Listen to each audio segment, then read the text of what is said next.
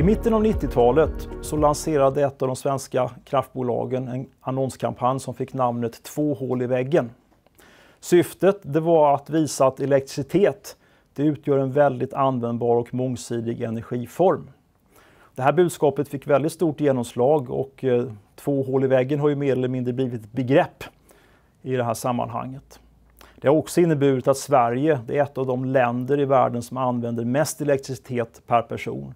Delvis i kraft av att vi har mycket tung industri i form av stål- och skogsindustri som förbrukar stora mängder el. Eftersom elenergi inte är fritt tillgängligt i naturen, annat kanske i form av åska, så måste vi på något sätt producera den här elenergin i någon energiomvandlingsprocess. Och i den här föreläsningen så ska vi titta på hur grundämnet uran kan användas och behandlas för att producera energi i kärnkraftreaktorer. Välkommen till den här föreläsningen om kärnbränslecykeln där vi ska titta på hur den är utformad idag. Människan har varit uppfinningsrik och kommit på många olika sätt att producera energi i energiomvandlingsprocesser. Vi känner ju givetvis till vattenkraftverk, vindkraftverk och vi har dessutom många olika typer av fossila kraftverk som genererar el. Där man använder allt från naturgas, som är en fossil energikälla, till olika typer av kol, stenkol bland annat. På senare tid så har det ju tillkommit nya energikällor, bland annat kärnkraft som har funnits i drygt ett halvsekel och även solel via solcellspaneler. Man har insett på senare tid att framförallt de här fossila energikällorna måste ersättas för att de genererar stora mängder växthusgaser som gör ett problem för planeten. Och vi måste då minimera användningen av dem och istället ersätta dem med andra typer av energiformer. Och vi ska titta just på hur kärnkraft kan användas. Tittar man på det periodiska systemet och försöker förstå vilka grundämnen som kan komma att användas så ser man det att kol finns givetvis med. Det är det som används huvudsakligen i all fossil energiproduktion och det kan vara allt då från stenkol till biobränslen. Väte det är en annan energikälla men den finns inte fritt tillgänglig på jordytan.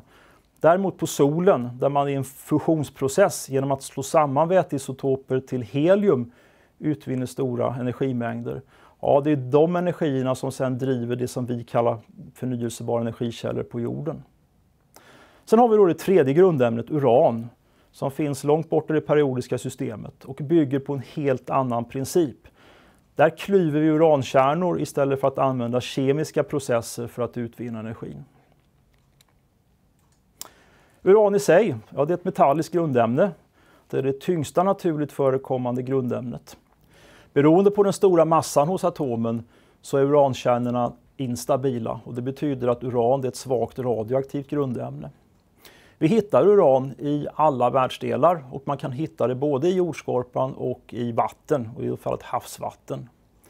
I jordskorpan så brukar man räkna med att det finns ungefär 2-3 gram uran per ton berggrund. Medan om man letar i vatten så hittar man betydligt mindre av uranet. Där ligger nivån på ungefär 4 milligram per ton. Det här gör att uran, det är inget ovanligt grundämne men det är inte heller speciellt vanligt. Man brukar uppskattningsvis säga att det är ungefär 20 gånger vanligare förekomst än silver. Varför är uran då så intressant ur energiutvinningssynpunkt? Ja, det finns 2 stora fördelar. För det första så frigör den här fissionsprocessen enormt stora mängder energi. Det andra det är att avfallet är i fast form. Det sprider sig inte på till exempel samma sätt som koldioxid och andra växthusgaser gör. För att få en liten uppfattning om vad det handlar om för energier så kan vi jämföra vanlig konventionell fossil kraft där vi eldar kol tillsammans med syre. Och då vet ni från kemin att när man förbränner kol med syre så får man ut värmeenergi. Och i storleksordningen får man ut 4 elektronvolt eller 4 energienheter per kolatom som förbrukas. Om vi istället skulle utvinna den här energin genom att i ett kärnkraftverk klyva uran-235-kärnor, för det är det man gör, då får vi ut 200 miljoner elektronvolt. Det vill säga för varje atom som vi förbrukar så får vi ut ungefär 50 miljoner gånger mer energi. Och det säger sig självt att man bör givetvis betrakta möjligheten att kan vi då använda uranet för att utvinna energi. För att klä det här i lite mera begripliga termer så kan man fundera på hur vi i Sverige använder el. Vi använder ungefär 13 megawattimmar per person och år. Och om vi gör tankeexperimentet att all den här elen skulle produceras med hjälp av kärnkraft, ja, så visar det sig att med dagens kärnkraftverk och dagens typ av bränslen vi använder, så skulle varje svensk för sitt livstidsbehov av elektricitet behöva ungefär 3 kilo kärnbränsle. Nu är kärnbränslet ett material som då har hög densitet, ungefär 10 kilo per liter. Och det innebär då att vårt livstidsbehov av uranbränsle, ja, det skulle rymmas i en vanlig läskedrycksburk, 33 centiliters. Uranet i sig, det förekommer i 2 varianter. Det har 92 protoner, men sen kan det ha 143 eller 146 neutroner. Och det gör det att vi har, som vi säger, 2 stycken olika isotoper av uran. Uran 235 eller uran 238, beroende på hur många kärnpartiklar som finns i atomkärnan. De här 2 isotoppvarianterna, de har olika lång halveringstid. Uran 235, det sönderfaller med en halveringstid på 700 miljoner år, medan uran 238, ja, där krävs det hela 4500 miljoner år för att man ska få en halvering av den ursprungliga mängden. Och det här gör det att under årmiljarderna som har gått sedan universums skapelse och uranets bildande, så halten av uran 235 och 238 blivit väldigt olika stora. I det läget vi befinner oss för närvarande med universums ålder, ja, då är halten av uran 235 0,7%. Medan den andra isotopen som har lång halveringstid, uran 238, ja, den utgör ungefär 99,3% av allt uran vi återfinner. Vad finns då uranet? Ja, tittar man på kartan så ser man det att uran, det hittar vi i alla världsdelar. Det finns fördelat i olika mängd givetvis, och det innebär också då att beroende på var fyndigheter finns, kanske i form av malm, så producerar man uran på olika ställen i världen. De största producenterna, ja, det är Kazakstan, Kanada och Australien. Och fördelen med att uran finns runt om i världen, det är ju både ur politisk och ekonomisk synpunkt att det är möjligt att handla med uran. Man blir inte beroende av en enda leverantör, utan ett land som använder kärnkraft kan köpa uran i stort sett var i världen som helst. Uranet man bryter, ja, det kan man tyvärr inte använda direkt som det är, utan det måste först behandlas på olika sätt för att kunna användas sen i kraftproducerande reaktorer. Och vi ska titta närmare på hur den här behandlingen av uranet ser ut. Vad kostar då uran som man utvinner ur berggrunden? Ja, i den här grafen som visar uranprisets utveckling under de senaste decennierna, så ser ni det att i dagens läge så ligger uranpriset på ungefär $40 per pund. Och bakåt i tiden så har det här varierat och vi hade en prispeak någon gång runt ungefär 2008. Den här prispiken, den var lite tillfällig och den berodde på flera orsaker. Det var bland annat som så att man hade skrotat stora mängder gamla kärnvapen som innehöll höganrikat uran.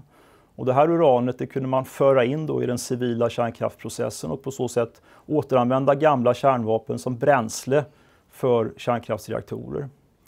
Det andra problemet var att man fick en översvämning i en av världens största gruvor som tillfälligt höjde uranpriset väldigt kraftigt.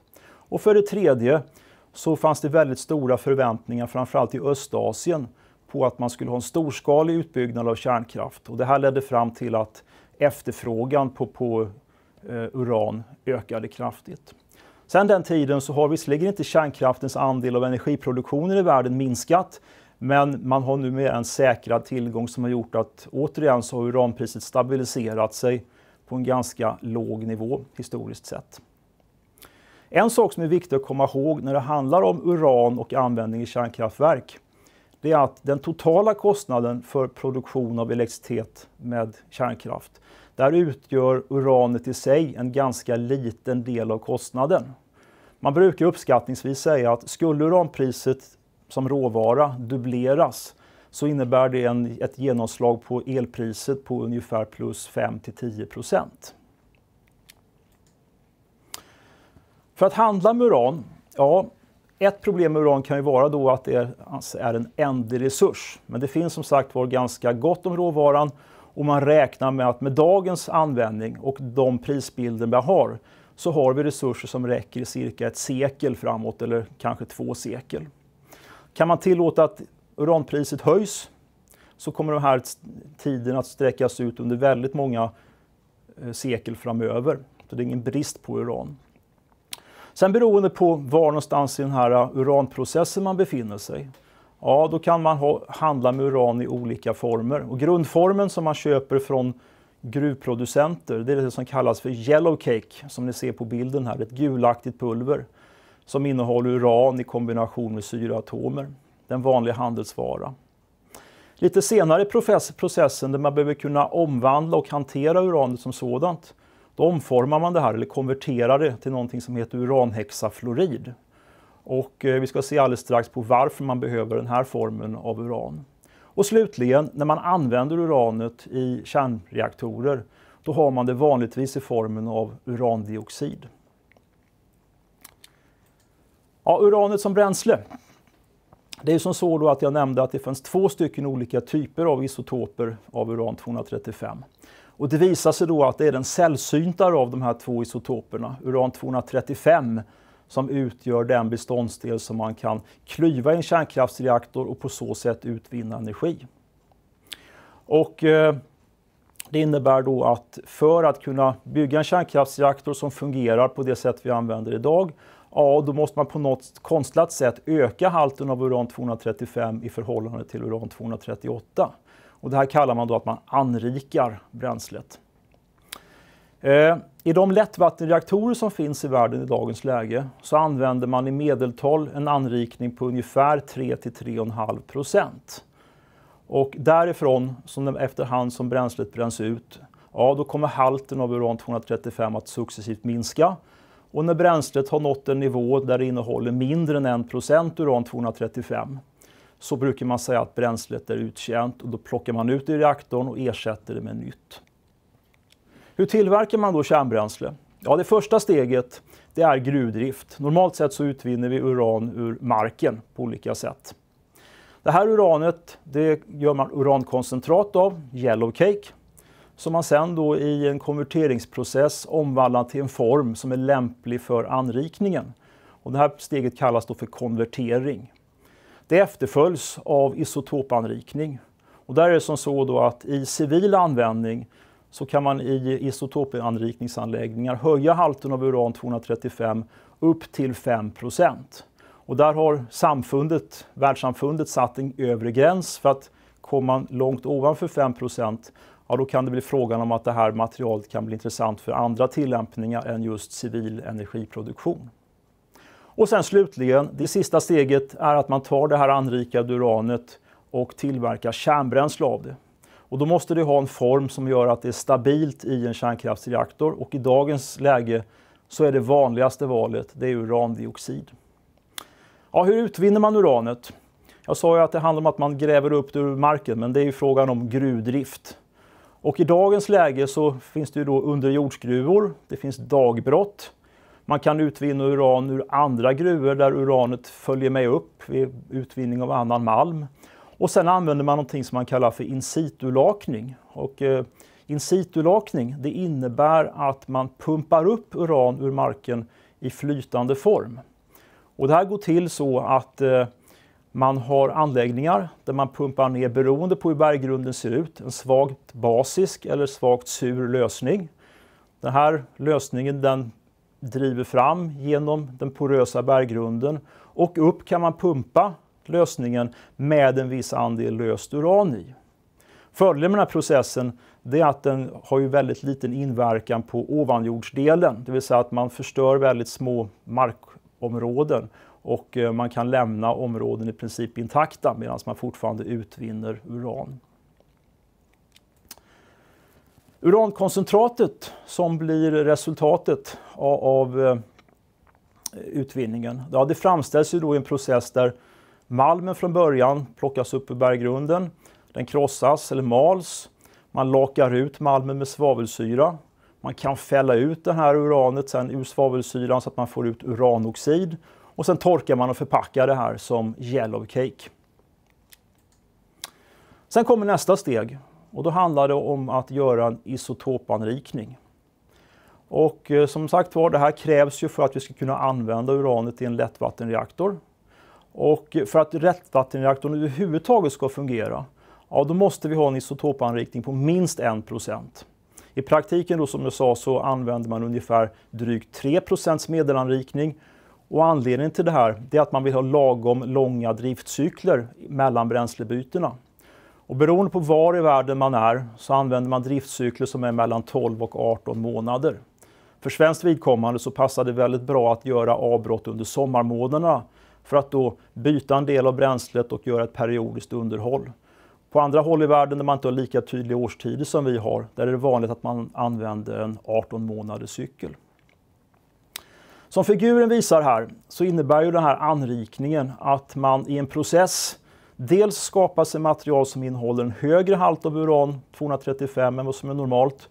Och det innebär också att man kommer att få en restprodukt som innehåller mindre uran-235 än vad som förekommer i naturen. Och den här restprodukten den brukar man kalla för utarmat uran.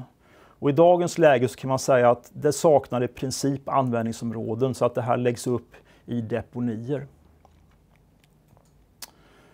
De anrikningsprocesser som kan komma i fråga, ja, det har varierat under tidernas lopp. Och från början så arbetade man med elektromagnetisk separation. Det vill säga man kunde i magnetfält böja av isotoper som hade laddats så att de hade blivit joner. Och beroende på massan så böjdes de av då i olika krökningsradier och man kunde särskilja uran-235 från uran-238. Den här processen gör verkligen jobbet, den separerar atomkärnor från varandra, men den visar sig vara väldigt kostnadskrävande och dyrbar om man vill ha rimligt stora mängder av materialet. Och när vi pratar om kärnkraftverk så handlar det om att man vill ha ton och då faller den här elektromagnetiska separationen bort. Då finns det två andra processer som har varit de som dominerar och det är diffusion och anrikning genom centrifugering. Och som ni kan se av tabellen här så har det varit som så att bakåt i tiden så har diffusionsprocessen varit den som har dominerat. Men på ganska kort tid, storleksordningen 1 till 2 decennier, så har den här processen i princip fasats ut. Så i dagens läge så är det absolut vanligaste sättet att framställa uranbränsle på, det är att man anrikar uranet genom en centrifugeringsprocess. Sen så kan det tillkomma i framtiden kanske nya, mer exotiska metoder och en sån metod som diskuteras det är laserseparation. Där man använder laserljus för att separera uran-235 från 238. Det är än så länge bara på försöksstadiet så att centrifugering gäller. Det finns också som jag nämnde ytterligare en källa till uranbränsle. Och det är att man kan använda höganrikat uran från gamla kärnvapen. Uranbomber helt enkelt. Och det där gjorde man i slutet av förra millenniet och i början på det här millenniet tack vare olika avtal som slöts mellan bland annat USA och Sovjetunionen där man bestämde sig för att skrota kort- och medeldistanskärnvapen. Och på så sätt så kom det ut på marknaden ganska stora mängder höganrikat uran som kunde spädas ut för att på så sätt sedan användas då i kärnbränslereaktorer. I dagens läge har det här förrådet minskat och det utgör en ganska liten del av källorna till anrikat uran. Diffusionsprocessen den är i princip ganska enkel. Det man gör är att man för över uranet till en form där det är i gasform. Och då visar sig den här kemiska föreningen uranhexafluorid vara lämplig. Det är nämligen som så att vid rumstemperatur så är uranhexafluorid ett fast ämne. Hettar man upp det till ungefär 60 grader Celsius så övergår det direkt till att vara i gasfas. Och det är i gasfas som man kan använda den här diffusionsprocessen. Och det man gör som ni ser i figuren det är att man låter uranhexafluorid i gasform komma in i en kammare där man har ett halvgenomsläppligt membran, ett semipermeabelt membran där gasen under högt tryck långsamt pressas igenom membranet. Och det som då händer det är att de lite lättare molekylerna som innehåller uran-235 de tar sig lite snabbare genom membranet än de molekyler som innehåller det lite tyngre uran-238. På så sätt får man på baksidan av det här halvgenomsläppliga membranet en något högre halt av uran-235 i förhållande till uran-238. Och det är det här som då utgör ett steg i anrikningsprocessen. Om man nu låter den här diffusionsprocessen vara sådan att från ett steg med ett membran så går man vidare till nästa diffusionssteg och nästa och nästa och nästa. Genom att alltså seriekoppla ett stort antal sådana här diffusionsfilter så kan man höja halten uran-235 till den nivå man önskar. Det här utarmade flödet som blir där man successivt har allt mindre uran kvar av uran-235, ja, det kan man föra tillbaks bakåt i processen och på så sätt kan uranet återcirkuleras för att utnyttja så stor andel av det uran-235 som finns i det naturliga uranet som möjligt. Normalt sett kan man säga att man driver den här anrikningen, utarmningsprocessen så att det som blir restprodukten, det utarmade uranet, innehåller kanske 1-2 tiondelar uran-235. Medan då det anrikade uranet kanske har anrikningar på upp till 5% uran-235. Den andra processen som nu har tagit överhanden över diffusion, det är centrifugering. Och centrifugering av uran, det fungerar på ungefär samma sätt som när man centrifugerar blodkroppar från blodplasma i en centrifug på sjukhuset. Det vill säga tunga partiklar slungas ut mot periferin medan de lättare partiklarna ansamlas i centrum. Och även i sådana här urancentrifuger så använder man då uranet i gasform, uranhexafluorid. Fördelen med de här centrifugerna det är att de är betydligt mer energieffektiva och att de kräver färre processsteg för att genomföra anrikningen. Och det är de här två sakerna, det lägre priset i samband med en mera kompakt anrikningsanläggning som gör att centrifugering har blivit den metod som i dagens läge är den allra mest använda. Ja, det kostar energi att isotopanrika. Och för att ange hur mycket energi som åtgår så har man någonting som kallas Separative Work Unit som energienhet. Och den här kan man sätta i relation då till hur mycket man vill anrika uranet och hur lite man vill att det utarmade uranet ska innehålla i form av användbart uran-235. Jämför man då de här två processerna, diffusion och centrifugering, så ser man det att centrifugering, där går det åt ungefär 50 kilowattimmar per SVU, medan diffusionsprocessen kräver mer än 50 gånger så mycket. Och då säger det sig självt att det finns ett stort ekonomiskt incitament för att faktiskt byta process från diffusion till centrifugering. Prisbilden för det här, ja, man kan se att kostnaden för anrikningen har fallit drastiskt under det senaste decenniet. Och orsaken är just övergången från diffusion till centrifugering samt att det har funnits en viss överkapacitet. Och tittar man på anrikningens andel av kostnaden för bränslet så visar sig det att ja, den utgör ungefär halva kostnaden för bränsleråvaran. Och man kommer fram till det steget att man producerar elenergi, då utgör i dagens läge anrikningen ungefär 5% av den totala kostnaden. Det är alltså andra kostnader som avskrivning av anläggningar och såna här saker som är de stora kostnadsposterna i kärnkraftshantering. Bränslet och bränslets hantering utgör i dagens läge en mindre andel. Den här figuren åskådliggör med all tydlighet hur kostnadsutvecklingen för SVU ser ut. Och ni ser att på bara några år så har kostnaden fallit alldeles avsevärt från att från början ha legat på en ganska konstant nivå. Och under den här perioden när vi hade stora förväntningar på kärnkraftens utbyggnad, då blev det ett kortvarig topp i kostnaden när man låg på över $160 per SVU. Men i dagens läge så ligger vi på ungefär $40 per SVU. Hur det här kommer att utvecklas framgent, ja det vet vi ju inte, men man kan misstänka att det här priset kommer att öka lite grann framgent efterhand som det byggs nya kärnkraftverk runt om i världen. Det finns icke-spridningsaspekter på det här med isotopanrikning. Om man driver isotopanrikningen för långt, då får man ett material som är höganrikat och då kan det i princip användas till andra ändamål än rent civila tillämpningar. Och därför är det väldigt viktigt att våra anrikningsanläggningar står under något internationell kontroll. Och för den sakens skull så finns då det här internationella atomenergiorganet IAEA med säte i Wien som har till uppgift då att övervaka all hantering av kärnbränsle, alla anrikningsprocesser som finns och all användning av det färdiga bränslet sen. För att förhindra att man avleder anrikat uran för andra ändamål än civil kärnkraft. Av det här skälet så är det också väldigt få länder utöver de redan existerande kärnvapenländerna som har egna anrikningsanläggningar. I Sverige till exempel har vi ingen anläggning för anrikning. Den här bilden den åskådliggör hur stor energiåtgång det är för att anrika 1 ton oanrikat uran till olika anrikningsnivåer. Och som ni ser det så är det en process som kräver mycket energi för de första procentens anrikning. Men sen efterhand som anrikningen ökar så går det så att säga lättare och lättare att nå fram till höga anrikningsnivåer, åtminstone vad det gäller insatsen av yttre energi.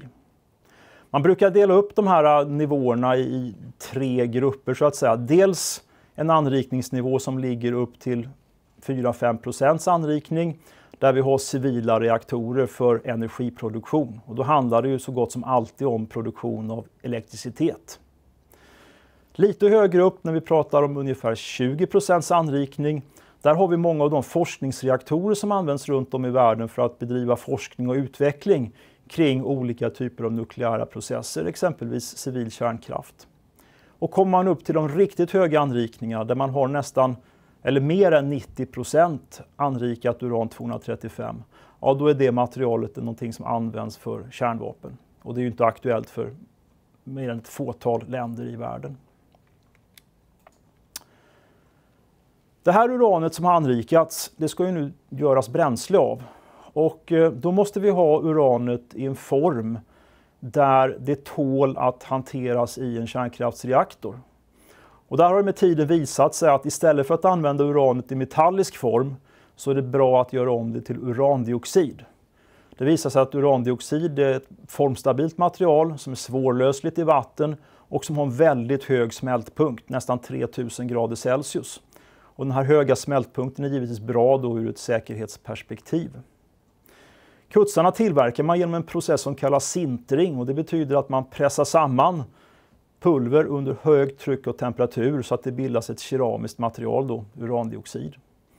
De här kutsarna placerar man sedan i långsmala rör, ungefär 4 meter långa typiskt och ungefär 1 centimeter i diameter, som kallas då bränslestavar.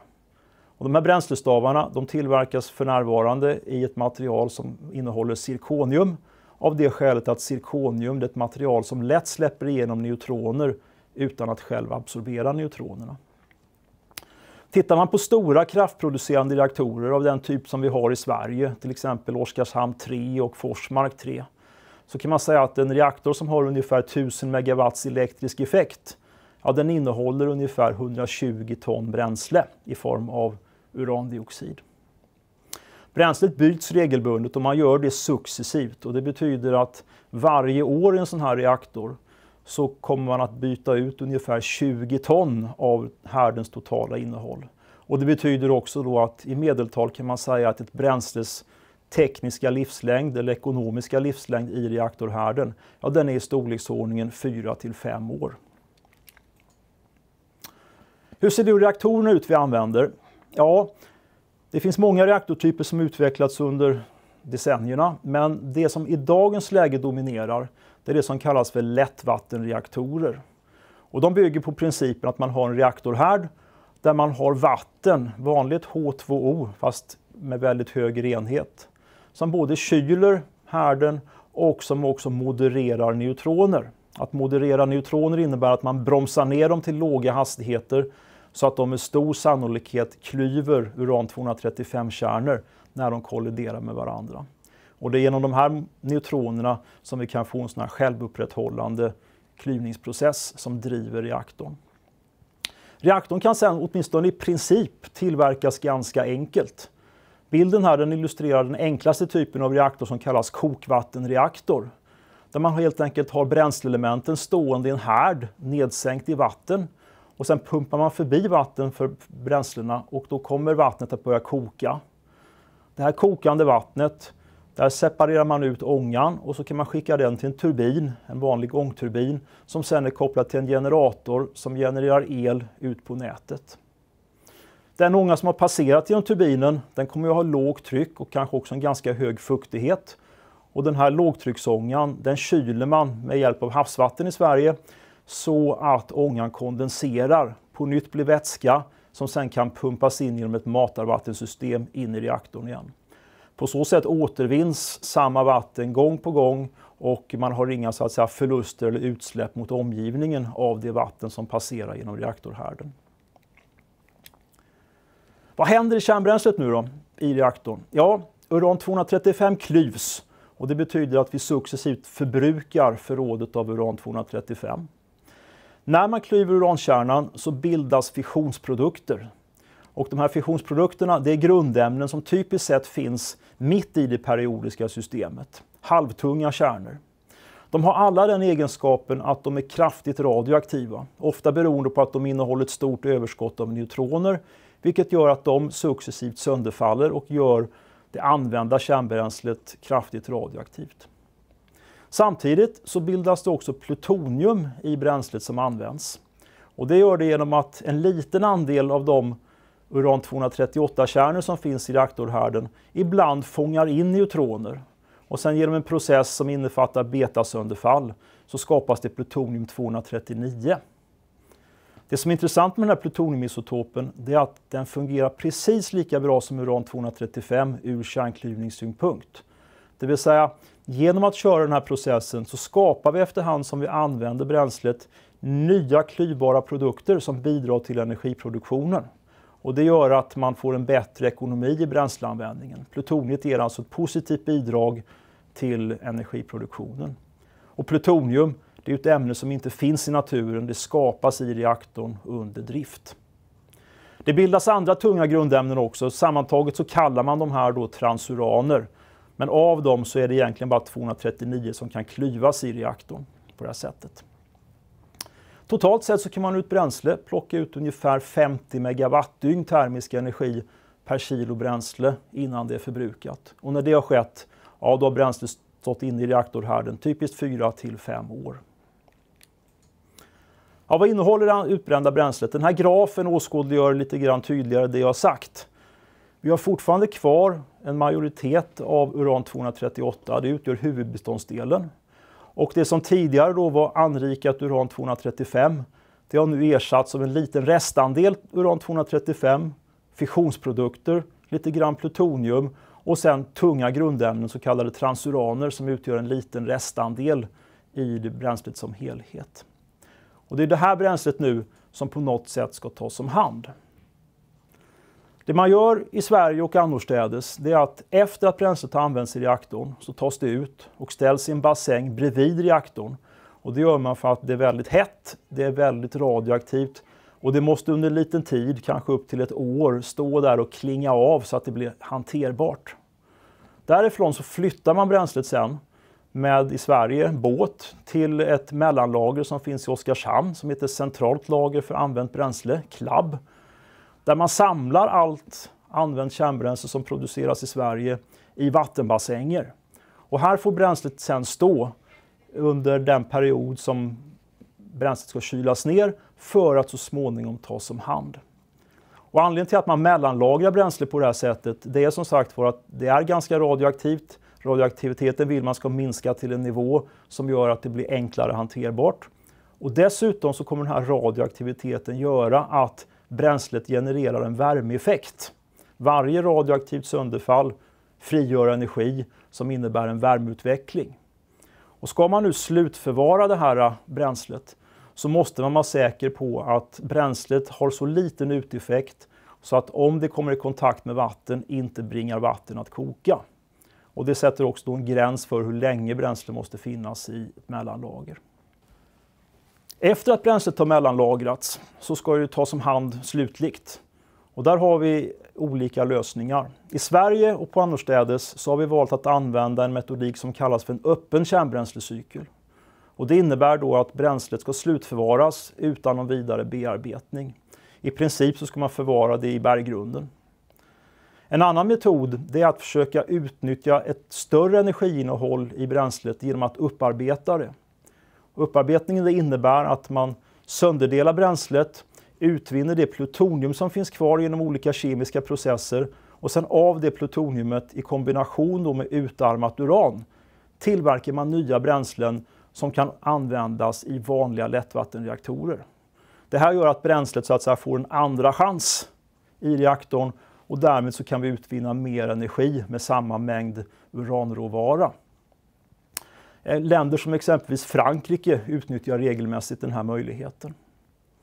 Den tredje metoden, det är att vi försöker upparbeta och återanvända transuraner i bränslet upprepade gånger för att så småningom driva halten av sådana här grundämnen till så låga nivåer att vi inte längre har någon utnyttjningsbar energi i bränslet.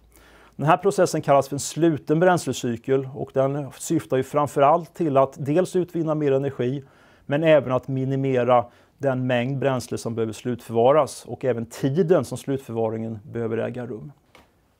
Den öppna kärnbränslecykeln den illustreras av den här figuren där vi ser att vi bryter uran, vi tillverkar bränsle genom en konvertering-anrikningsprocess. Vi använder bränslet i en lättvattenreaktor. Det använda bränslet det plockas ut till ett mellanlager där det efter nedkylning sen så småningom får gå vidare till ett slutförvar. Och då är bränslets användning slut ur mänskligt perspektiv. MOX-användningen det innebär att när vi kommer från mellanlagret så upparbetar vi bränslet som jag sa och utvinner plutoniuminnehållet i bränslet för att använda det för ny bränsletillverkning. Och det här nya MOX-bränslet det är det som då återigen går in i lättvattenreaktorn. Och på så sätt så kan man då utnyttja en större andel av det klyvbara materialet i bränslet. Kärnbränslecykeln innebär ju sedan att vi ska slutförvara bränslet. Och målsättningen här, beroende på att det använda bränslet är kraftigt radioaktivt, det är att man ska avskilja restprodukterna från biosfären på ett sådant sätt så att inget biologiskt liv kan komma i kontakt med materialet under den tid som det är radioaktivt på ett sådant sätt så att det kan sägas vara farligt för omgivningen. Och tittar man nu på vad bränslet innehåller så har vi ju nämnt fissionsprodukter och transuraner, halvtunga grundämnen och tunga grundämnen.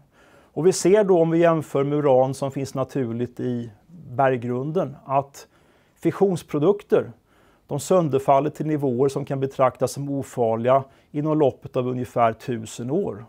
Medan för transuraner, ja då tar det här lite längre tid. Man pratar om storleksordningen 100 000 år. Och det är väldigt långa tidsrymder så det vore givetvis väldigt attraktivt om man kunde hantera det använda bränslet på ett sätt som gör att vi inte behöver beakta transuranerna. Kan vi bränna upp dem i nya typer av reaktorer så vore det givetvis väldigt, väldigt bra. Hur ska ett slutförvar utformas? Ja, det är ju under utredning och bland annat i Sverige så har vi under många år forskat kring hur ett slutförvar för använt bränsle skulle kunna se ut. Vi har kommit fram till en lösning som kallas KBS3 och den innebär helt enkelt att bränslet ska kapslas in och förvaras i berggrunden.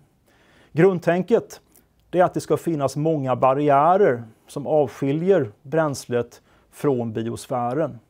Och det innebär att bränsleelementen som då innehåller kutsar i sina kapslingsrör, de ska man kapsla in i kopparkapslar.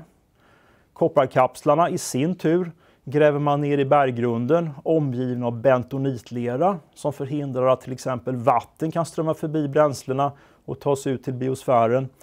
Och sen de här kopparkapslarna grävs då ner på djup storleksordningen 500 meter under markytan. Då vi befinner oss djupt ner i den svenska berggrunden. Och den här principen den har man nu utvecklat, man har utvärderat den och beslutat att ett slutförvar ska byggas utanför Forsmark. Och det kommer så småningom att utgöra den plats där det använda kärnbränslet i Sverige kommer att placeras. I och med att vi har nått fram till slutförvaret och att bränslet har placerats i slutförvaret så har vi också nått fram till slutet av den här föreläsningen. Och då kan man givetvis fråga sig, är det som så att historien tar slut här? Ja, kanske inte. Runt om i laboratorier på universitet i världen så forskar man kring hur man ska kunna återanvända det använda kärnbränslet för att utvinna mer energi och också minimera den tid som bränslet behöver eller avfallet behöver slutförvaras.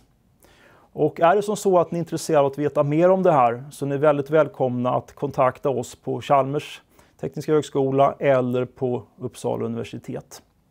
Tack för uppmärksamheten.